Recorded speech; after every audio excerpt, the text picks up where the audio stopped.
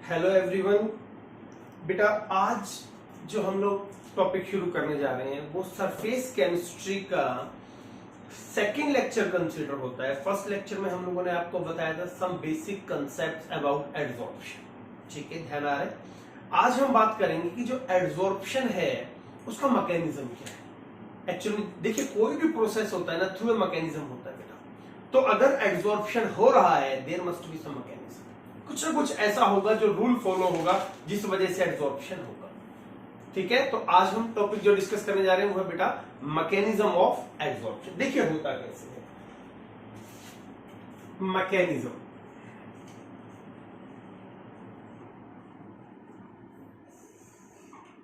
आप लोगों ने फिजिक्स में भी पढ़ा होगा बेटा, केमिस्ट्री में भी आता है।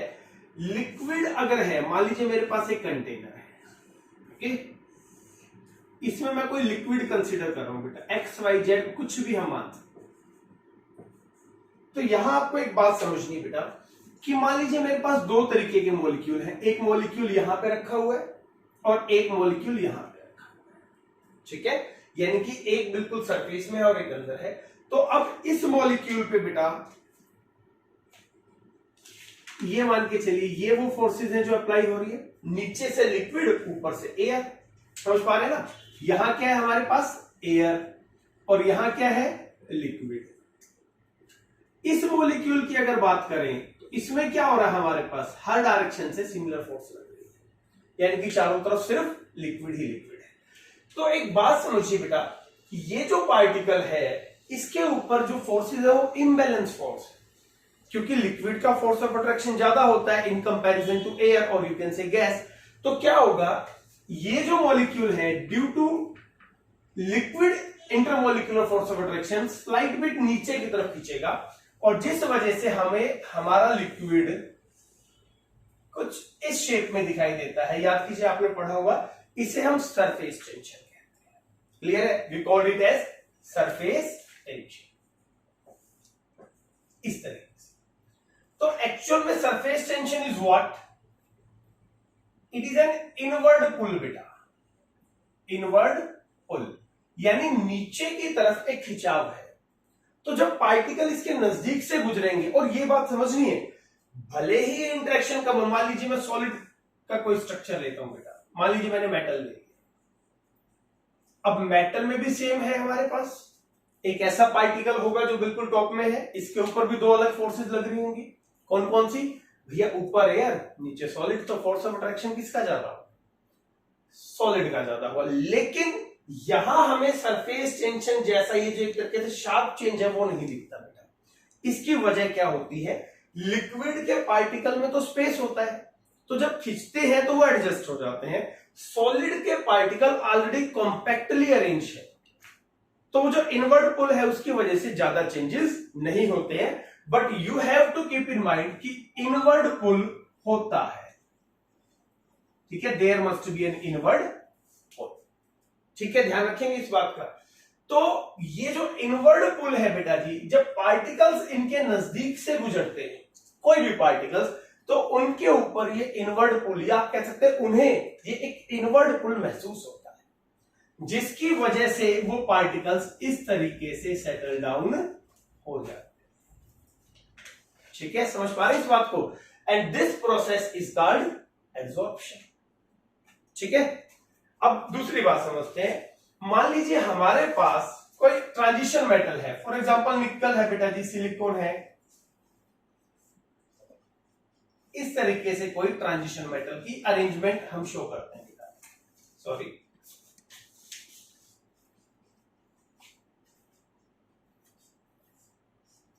कोई भी ट्रांजिशन मेटल जनरली हम यूज कर सकते हैं। ये मान लीजिए हमारे पास कोई arrangement.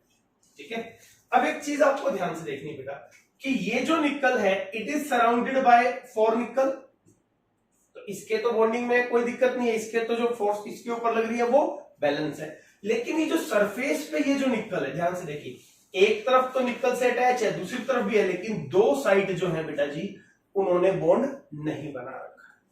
However, they are willing to form bond. तो जब कोई ऐसी अरेंजमेंट हो ना बेटा कि सरफेस के जो एटम्स हैं उनकी वैलेंसी पूरी ना, और वो क्या करेंगे, वैलेंसी बनाने की कोशिश करेंगे। तो ऐसी वैलेंसीज जो सेटिस्फाई नहीं है, we use the term unsatisfied valency, unsatisfied valency. ठीक है, तो अब मोटे तौर पे आपको ये समझना है कि एड्सॉर्प्शन के दो ही बेसिक रीजन होते हैं। एक इनवर्ड पुल होता है जिसकी वजह से वो जो भी आपके एयर में, स्पेस में जो पार्टिकल, उनको एक खिंचाव महसूस होता है बेटा। और दूसरा क्या होता है, मेटल के सरफेस पे अनसेटिस्फाइड वैलेंसीज होती हैं।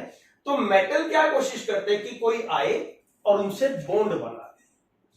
बॉन्ड बनाने से क्या होगा, they will get satisfied valencies, और you can say they get satisfied with the help of formation of bond, क्योंकि उनकी वैलेंसी पूरी हो जाएगी। और हर कोई आपको पता है क्या करना चाहता है, बॉन्ड बनाना चाहता है टू सेटिस्फाई देयर वैलेंसी। तो दो चीजें हमेशा याद रखिए बेटा, number one inward pull, inward pull, and number two बेटा जी अनसेटिस्फाइड, अनसेटिस्फाइड वैलेंसी। तो ये दो चीजें हैं जो बेसिक रीजन कहीं ना कहीं जुड़ी हुई है आपस में। इन अनसेटिस्फाइड वैलेंसी की वजह से भी एक इनवर्ड पुल होता है, पर समझने के लिए हम इन्हें दो तरीके से डील करते हैं, इनवर्ड पुल और अनसेटिस्फाइड वैलेंसी। तो ये दो रीजन है या ये दो फैक्टर्स है बेटा behind the mechanism of adsorption. क्या बात समझ में? मैं दोबारा हल्का सा बताता हूं। ये कोई सरफेस है मेटल का। अब मान लीजिए यहां क्या जो सरफेस पे एटम है ना बेटा, वो नीचे से तो बॉन्डेड है मगर ऊपर से बॉन्डेड नहीं है। अब उनके पास इलेक्ट्रॉन्स पड़े हैं, तो जब भी कोई नजदीक से जाएगा ये क्या करेंगे, बॉन्ड बनाने की कोशिश करेंगे। और बॉन्ड बनने से वो पार्टिकल इनके सरफेस पे आ गया, अटैच हो गया, थ्रू ए केमिकल बॉन्ड हो जाए, कोई दिक्कत नहीं है, तो हम क्या कहेंगे, एडसॉर्प्शन हो गया। तो this is the basic mechanism, क्योंकि एक फिजिकल प्रोसेस है, बहुत कॉम्प्लिकेटेड नहीं होता है। हालांकि डीप में स्टडी करेंगे तो बहुत ज्यादा चीजें इसमें समझनी है, और फिलहाल हमें ये समझना है कि एक फंडामेंटल मैकेनिज्म ऑफ एडसॉर्प्शन होता है। ठीक है, आ रही है ना बात समझ में?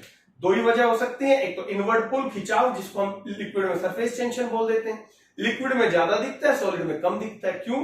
लिक्विड के पार्टिकल में स्पेस है, खिंचाव आने से वो एडजस्ट हो जाते हैं। सॉलिड के पार्टिकल में भी खिंचाव है लेकिन अंदर जगह नहीं है, तो वो एडजस्ट नहीं हो पाते। तो आपको जो कर्व है वो इन कंपैरिजन टू लिक्विड ना के बराबर दिखाई देता है, मगर होता है बेटा।